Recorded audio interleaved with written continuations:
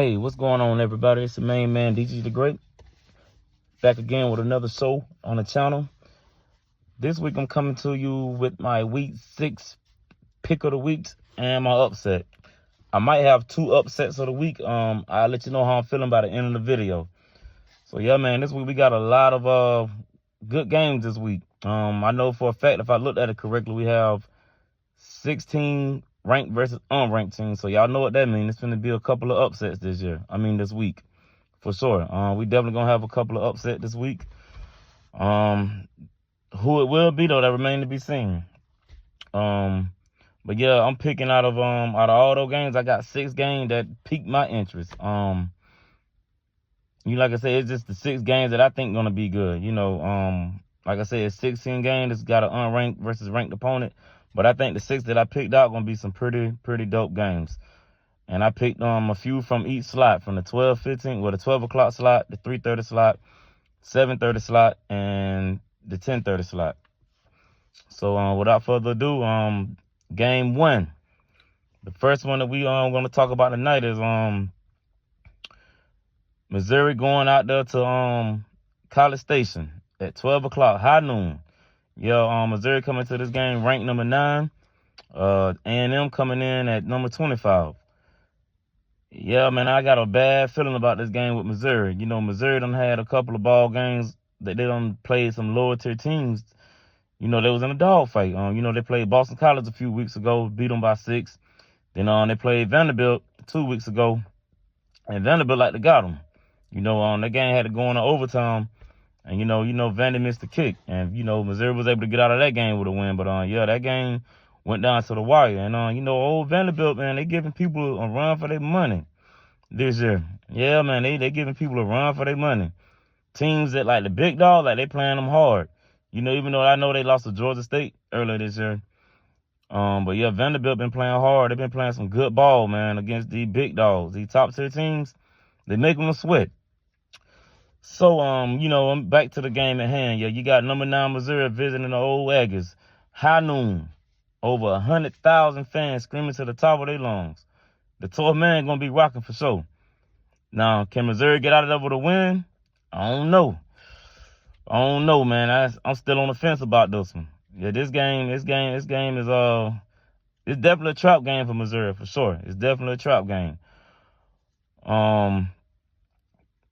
I don't know, man, but looking at these numbers, with Missouri, Brady Cook, he's 92 of 134 for 946 yards, 4 touchdowns, 1 interception. Texas A&M quarterback Marcel Reed, he's 43 for 79 for 585 yards, 6 touchdowns with no interception. Now that's good. No interception, that's major. That's real big. Real big. Yeah. Then as far as running the ball, Nate Noel for Missouri, he got 69 carries for 441 yards, 2 touchdowns, and he averaging 6.5 yards a carry. Le'Veon Moss for Texas A&M, he got 76 carries for 471 yards, 3 touchdowns, and he averaging 6.2 yards per carry. So yeah, both of the running backs, they running the ball at a high clip. That's great. 6 yards a carry, that's good. That'll win some ball games. That's real good. You got as far as receiving, you have Theo Weiss Jr. from Missouri. He got 26 receptions for 287 yards with no touchdown, but he averaging 11 yards per reception. And speaking of receiver, Luther Burden been a little quiet this year. Haven't heard too much about him. You thought he'll be one of the top receivers mentioned this year, but look like them freshman receivers them overtook that, man. You got Jeremiah Smith at Ohio State, and you got Ryan Williams at Alabama. Yeah, man, them young guns, they playing some ball this year. Yeah, you ain't really heard nothing about Luther Burden this year, man. I don't know what's going on. I don't know if he hurt. But yeah, he's not even the leading receiver on this team this year, at the moment anyway. Then you got for A&M, they leading receiver is Cyrus Allen. He got 11 catches for 203 yards, 1 touchdown, but he averaging 18.5 yards per reception. So that just let me know he's stretching the field. He's one of them receivers that's gonna stretch the field. He definitely gonna stretch the field. far as Missouri and their stats, they're averaging 37 points a game while only giving up 12 points a game. They're running the ball at 206 yards per game while only giving up 91 rushing yards a game. Passing yard, they're passing for 266 yards while only surrendering 127 yards per game. Total offense, they're averaging 472.3 yards per game while only giving up 219 yards per game. Their third down efficiency rate, they're converting 54.6% of their third downs while on an allowed conversion of third downs at a 24.5 rate. That's pretty good. Fourth down, they're converting 50% and they're also giving up 50%, allowing 50% conversion. So that's that. As far as A&M, they're averaging 29 points per game while giving up 18 points per game. Passing yards, they're passing for 162 yards a game while surrendering 207 yards a game. Rushing is this is where they killing a lot of people at. Well, not killing, but this is where they're getting a lot of people at. They're averaging 231 yards on the ground while only giving up 103.8 yards on the ground per game. Their total offense is 335 yards per game. But they're also giving up 308 yards per game. So yeah, that's I don't know, man. I think A&M defense a little shaky. As far as third down conversion, they're converting at 38.7%, and they're allowing conversions of 30.1%. Fourth down, they're pretty decent, 62.5%, but they're allowing 72.7% as far as fourth down conversions. So, by looking at these stats, I'm gonna go ahead and let me see. I'm gonna go Missouri 27-23. And I think Missouri gonna force A&M to pass the ball. I think that's what they're gonna do. I think they're gonna load up the box and they're gonna force Marcel Reed to actually have to pass the ball. And I think that's how Missouri is gonna get out of it with a win. So yeah, I'm gonna go 27-23 Missouri. And I think they're gonna force A&M to pass the ball. Yeah, so that's my prediction for that one. So game 2. We got Ole Miss at South Carolina. Ole Miss is an 8.5 point favorite. The over-under is 53.5. Ole Miss coming into this game after losing to Kentucky at home. They got a bad taste in their mouth for South Carolina coming off a bye week. So, yeah, man, this is another game, man. I don't know. I thought Ole Miss was gonna be one of the top teams in the SEC, but Kentucky beat them, so I don't know. I don't know how this is gonna turn out. As far as passing the ball, Jackson Dart is 113 for 146 for 1,815 yards, 13 touchdowns, and 2 interceptions. Jesus, man. Then you got Lenore Sellers. He's 29 to 53 for 393 yards, 2 touchdowns, 2 interceptions. Rushing the ball, Henry Parrish got 70 carries for 489 yards, 8 touchdowns, and he averaging 7 yards a carry. Raheem Sanders has 57 carries for 286 yards, 4 touchdowns, and he averaging 5 yards a carry. Receiving for Ole Miss, Trey Harris is 49 receptions for 804 yards, 5 touchdowns, and he averaging right at 17 yards per catch. Good Lord Jesus. Well, whew. Man, he is stretching that field. Man, they done played 5 games. This man got 800 yards already. Ooh, wee. Woo, man, that's impressive. Mazio Bennett Jr. has 11 catches for 159 yards with 2 touchdowns, and he averaging 14.5 yards per catch for South Carolina. Far as Ole Miss stats, they're averaging 47.4 points per game, while only surrendering 8.4 points per game. Why I keep saying yards? Excuse me, y'all. I meant to say points per game. I don't know why I keep saying yards. Far as passing, this may be why I was saying it, because I was looking down at it, because it's the next stat up. Passing yards, they're averaging 390.4 yards per game, while only giving up 212.2 passing yards per game. Rushing the ball, they're getting 216.8 on the ground while only giving up 46 yards on the ground. Their total offense, 607 yards per game while only giving up 258 yards per game. On third down, they're converting at 47.1% while only allowing a conversion of 22.2%. Fourth down, they're converting at 66.7%, but it also allowing a conversion on the other side of 61.5%. So yeah, you looking at Ole Miss stats, man. They offense is wide open. That's why it's still kind of a head scratcher that Kentucky was able to bottle that up. So now it's time to start talking about Kentucky, man. Kentucky got a good defense. They do. Cause they literally just bottled this offense up that I called out. They held that offense to 17 points. So they held them to 30 yards under their season average. That's impressive. That's real impressive. So yeah, man, that's real impressive. So on to South Carolina, they're averaging 34.2 points per game and only giving up 17 points per game. Passing the ball, they're averaging 179.5, but they're allowing 160.8 passing yards per game. Rushing the ball, they're averaging 192 on the ground, and they're only giving up 104 on the ground. Their total offense output is 371.8, and they're also giving up 264.8 yards per game. On third down, they're horrible. They're only converting 29.6%. But on the other hand, on third down, they're only allowing a conversion rate of 35.6. Now, this is what they're good at. They don't call it beamer ball for nothing. And yes, me personally, I would count fourth down as it's an extension of special teams. Because that's just me. No, that ain't right. That's just how I feel. I feel like going forward on fourth down is like another extension of special teams. Because if you don't get it, that's it. I mean, you turn the ball over on downs.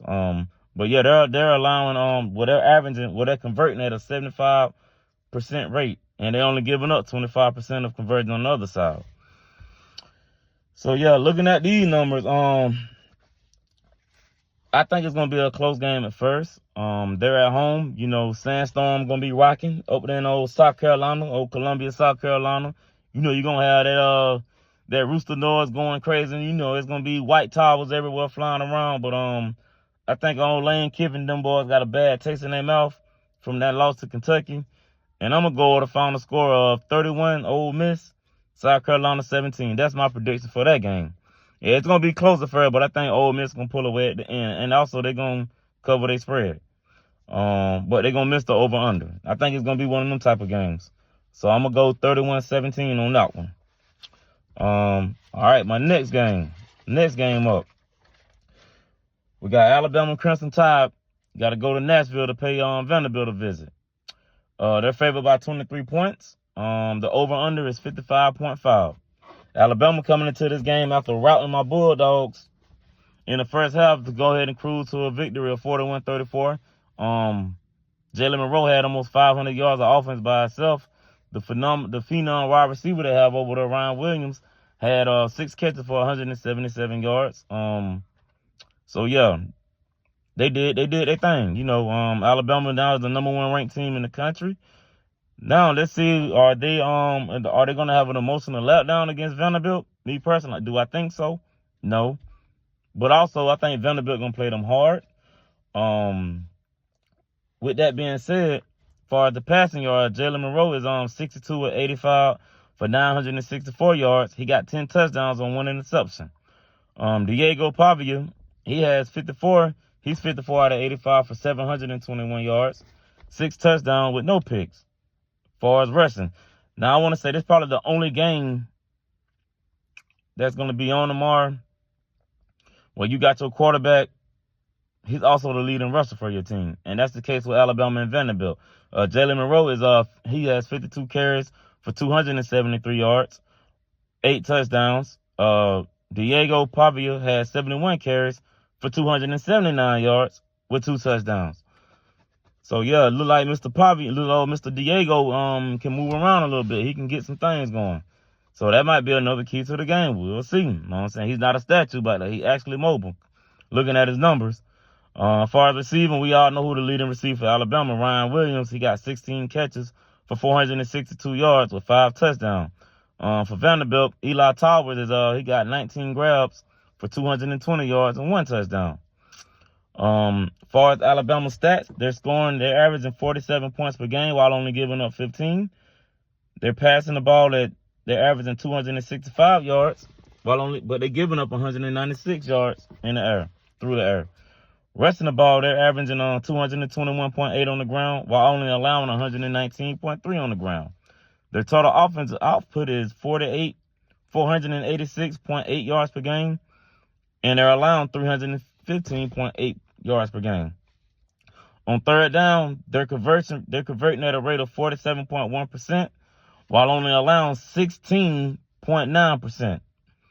On fourth down, they're converting at a 66.67% rate, but also on fourth down, they're allowing a rate of 71.43%. Yeah, so going forward on fourth down against Alabama, you got a chance. You'll make it more than not, according to the stats on the season so far. As far as Vanderbilt, they're averaging 37 points per game, but they're giving up 23. They're also giving up 23 points a game. Passing the ball, they're only averaging 184.5 yards per game passing, and they're giving up 212 yards per game in the passing game. Rushing the ball, they're averaging 170 yards on the ground, and they're also giving up 122 on the ground. Their overall offensive output is 354.3 yards per game, but they also giving up 334 yards on the ground, or throughout the total offense. Excuse me. On third down, they're converting at a rate of 42.9%, but they're also allowing 42%. On fourth down, they're converting at 66.7%, while only allowing 33.3%. So far as my prediction on this game, I think Alabama gonna go over there, and I just think they're gonna be too much for Vanderbilt. They're gonna be too much. Vanderbilt been playing teams close. They have big name teams, but I just think they're gonna be too much for Vanderbilt, and I'm going with a score of 44-20. Bama just gonna be too dominant for them in this game. So my final score would be 44-20. I think Vanderbilt be able to do some good things against them, but it won't be enough. I think they're gonna go in and win that game. So yeah, that's my prediction. Alabama 44, Vanderbilt 20. All right, game 4. Next game. We got now this the one right here. We got Tennessee versus Arkansas. Tennessee coming off a bye week. They're favored by 13.5 points. The over under is 56.5. Yeah, man. Tell you something about Tennessee. Their offense good, and they got the number 1 ranked defense in the country right now at the moment for overall total defense. Yeah, it's number 1 right now as we speak. So you mean to tell me they got the number 1 defense with that offense? Yeah, man, that's a recipe for victory, recipe for success, recipe for you to be competing in the playoff, late in the playoffs in January, competing for a national title. They got everything in front of them. All they got to do is just handle business. As far as passing, we got Nico, a.k.a. Mr. Pajama Man. Everybody know why I call him Pajama Man. He used to show up to these rival camps in pajama pants and giving people that work. That's my little personal nickname for him. I call him Pajama Man. But Mr. Nico, I am Levia. I don't know how to pronounce his last name. I don't want to mess his name up. So I'm just going to call him Mr. Nico. He's 61 out of 88 for 892 yards. 7 touchdowns and 2 interceptions. For Arkansas, Taylor Green he's 88 out of 162 for 1,236 yards with 5 touchdowns and 5 interceptions. Yeah, that ain't good. He gotta have to clean that up against Tennessee, because I tell you right now, if he going there turning that ball over and giving them extra possession on top of the ones they already gonna get, yeah, it's gonna be a long day over there in Fayetteville. Yeah, they're gonna get ran out of their home stadium. But if they can keep the ball from turning it over and all that good stuff, yeah, this is going to be a good ball game. As far as rushing, you got Dylan Sampson. He's 69. He got 69 carries for 449 yards. with 10 touchdowns. Brother got 10 touchdowns on the ground through 5 games. So that means he averaging two touchdowns a game. On the other end, you got Jaquidin Jackson. He done carried the ball 79 times for 509 yards, but he got 9 touchdowns. Yeah, man, these two running backs getting at it. They got 19 touchdowns between each other on the ground. As far as receiving for Tennessee, Dante Thornton Jr., 7 catches for 243 yards with 2 touchdowns.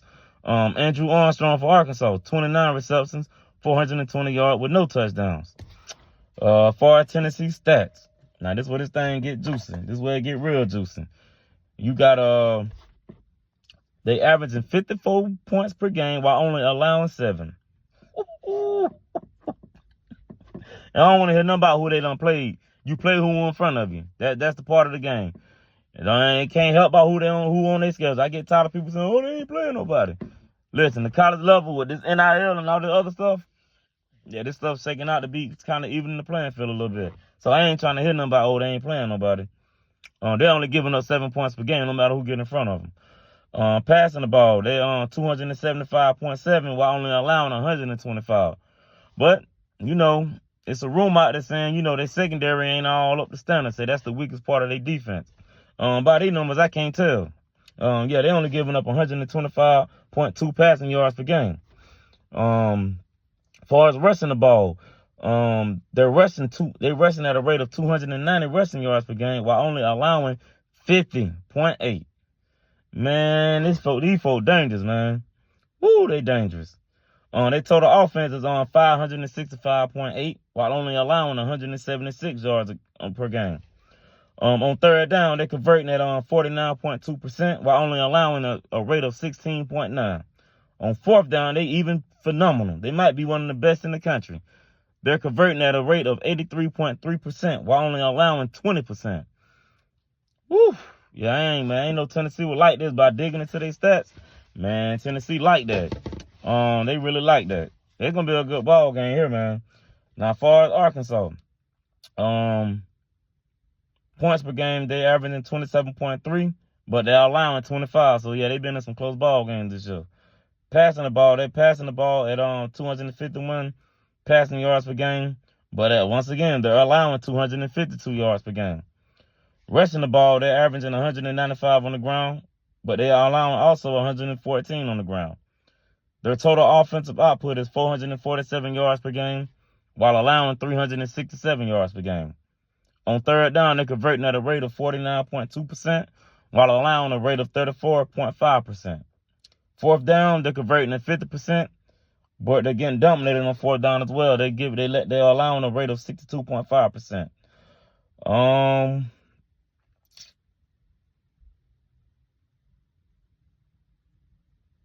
This game here got me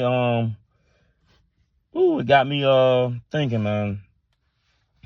But with these numbers I just read off, I think Tennessee's just offense is gonna be too much for Arkansas, and I think Arkansas gonna turn the ball over one too many times. They're gonna get them extra possession, and they're gonna go over there and get the win 38-24. This another one of them games gonna be close at first, but then you know they're gonna start turning the ball over, and you know Tennessee offense is gonna just crank up, and it's gonna be too much. And that defense, as you can see, it's the #1 rated defense in the country right now. So yeah, I got Tennessee 38, Arkansas 24. How I looking? I might not have no upset pick of the week. Yeah, I might not have no upset pick of the week. Yeah, I'm looking at it, man, and that's okay. So yeah, I got Tennessee 38, Arkansas 24. Yeah, that offense is gonna be too much. It's gonna be too much for Arkansas. All right, next up,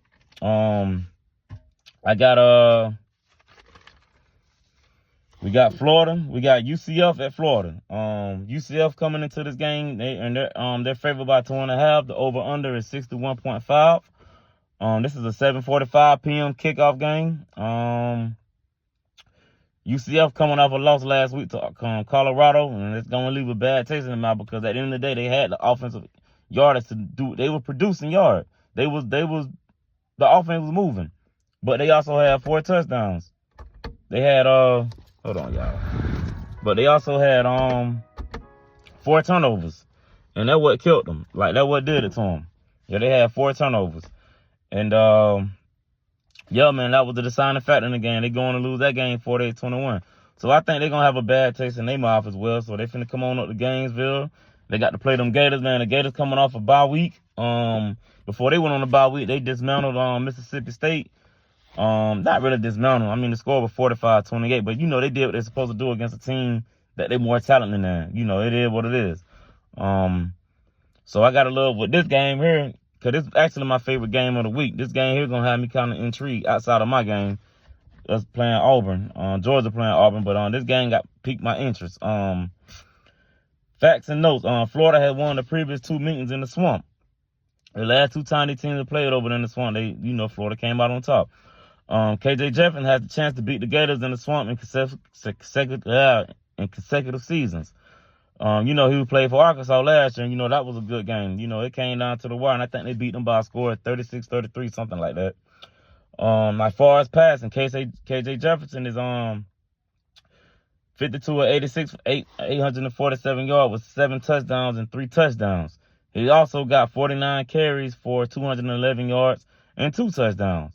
Graham Mertz is 42 out of 56 for 487 yards, 4 touchdowns, 2 interceptions, but he don't carry the ball for 12 times for only 34 yards with 1 touchdown. Let me see here. Y'all excuse me right quick. All right. So, as far as rushing the ball, R.J. Harvey got 75 carries for 524 yards and 8 touchdowns for UCF. Montrell Johnson he got 48 carries for 234 yards with 3 touchdowns. Receiving the ball, Kobe Hudson for UCF has 15 receptions for 349 yards with 2 touchdowns. Elijah Badger he got 14 catches for 305 yards with 1 touchdown. As far as the Gator stats, they're averaging 31.8 points per game while allowing 27 points per game. They're running the ball for 145 yards per game, but they also allowing 188.8 yards per game.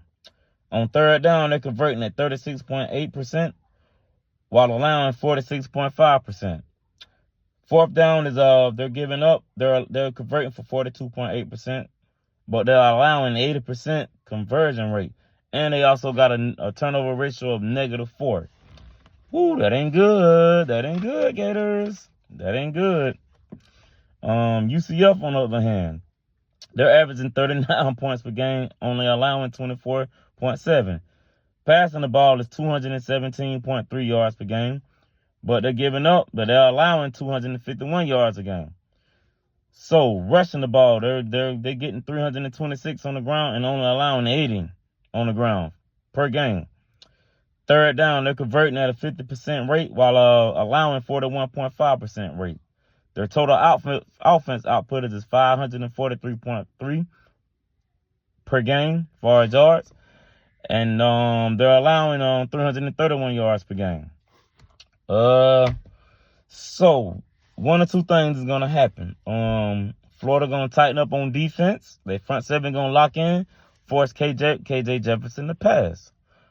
If not, I think they're gonna run it down their throat, me personally, until Florida show me they can stop the run. They gave up 310-yard rushing on the ground against Texas A&M. And this team here, that's their bread and butter, running the ball. They averaging 326 yards on the ground. And they will stop you running the ball. So it looked like UCF is going to force Montrell Johnson and DJ Ladway, because, Florida running a two quarterback system. So it looked like they're going to force those guys to beat them in the passing game. Because according to this, they're only giving them 80 yards per game. They just let me know they front seven stout. Like, it's doing what it's supposed to do.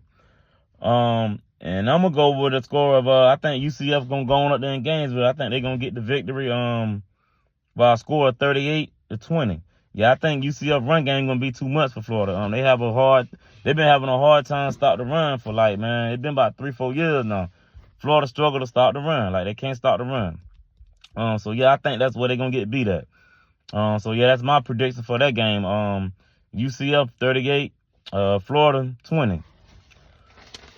And the last game on the docket, we got something new this year. It's called ACC After Dark. Y'all know it's a couple teams that's on the West Coast that's in the ACC now. You got Stanford, SMU, and Cal. So we got the Miami Hurricanes making that cross country trip, the 3,000-mile trip over to Cali on the West Coast. That game kicks off at 10:30. Miami coming into the game favored by 10.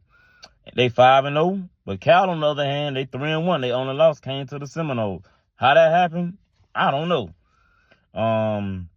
Well, passing the ball, Mr. Cam Ward is 113 out of 161 for 1,782 yards, 18 touchdowns, and 4 interceptions. Fernando Mendoza, he's 83 out of 123 for 892 yards, 5 touchdowns, 2 picks. Damian Martinez for Miami, he's carrying the ball. He done carried the ball 54 times for 250 yards with 4 touchdowns.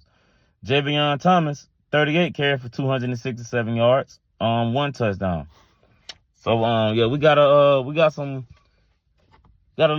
something brewing here. For our receiving, we got Mr. Xavier Restrepo. Well, they call him the Stallion. He like his spaghetti. You understand me? He's 25 receptions for 422 yards, 5 touchdowns. Naziah Hunter for Cal, 14 carries with 14 catches for 182 yards with 4 touchdowns. Now, Miami stats on the season, they're averaging 47.8 yards per game, while only allowing 16.5 yards per game.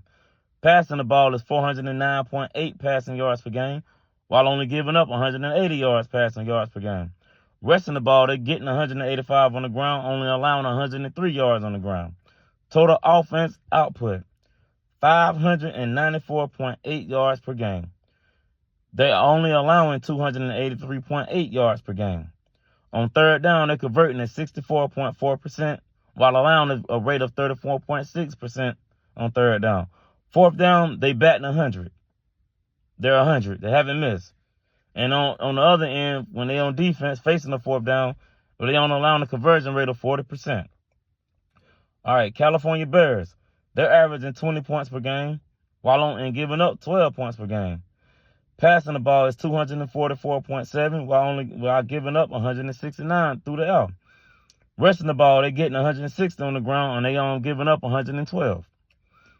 Their total offense output is 405 yards per game, while only giving up 282 yards per game. On third down, they're converting at a 44.9% rate and giving up, only allowing 39.5%. On fourth down, they're 20%. Yeah, they might want to keep punting the ball. Don't even do no fourth down conversion. Y'all don't even attempt fourth down.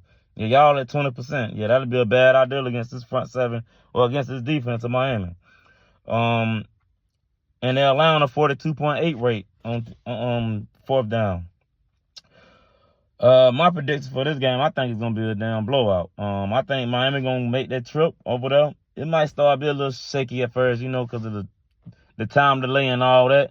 It's only gonna be 7:30 over there, but of course it's gonna be 10:30 here. I think the first couple of series might be shaky, but after that, once they knock off I can't even call it jet lag because they left out earlier this week. So now I think Miami gonna come out the gate and just walk the dogs on them, man. Yeah, Cam Ward gonna be too much for him. Yeah, I got Cam Ward going for another 300-yard, 4 touchdown performance. Yeah, they're gonna beat them 45-17. Yeah, it ain't even gonna be close. Yeah, Miami definitely gonna cover that spread, and that over/under gonna get covered too. So yeah, I got Miami winning that one 45-17. And for the first time since I've been doing the videos, I don't have no upset without the games I picked. Yep, I like everybody that I don't think everybody that I picked are the favorites in that game, and well, outside of A&M and Missouri. Yeah, A&M is favored at home because they're at home, but Missouri the higher ranked team, so to me they're the better team. It wouldn't be an upset. So yeah, I don't have an upset pick of the week this week. As far as the 6 games I done picked. And like I say, I already did the Georgia-Auburn game. I did their video yesterday. So that's why they not in the lineup tonight. So yo, man, I hope everybody have a good Saturday tomorrow. I hope everybody, relax. If you're gonna throw some meat on the grill, do that. Kick a few back, man. Enjoy these good Saturday games, and y'all have a good one, man. I hope your team nothing but the best. And I'll see y'all Sunday for BTA and Can't Stop a Nosebleed. Y'all have a good night, and I'll see y'all on the next video. And always, go Dogs.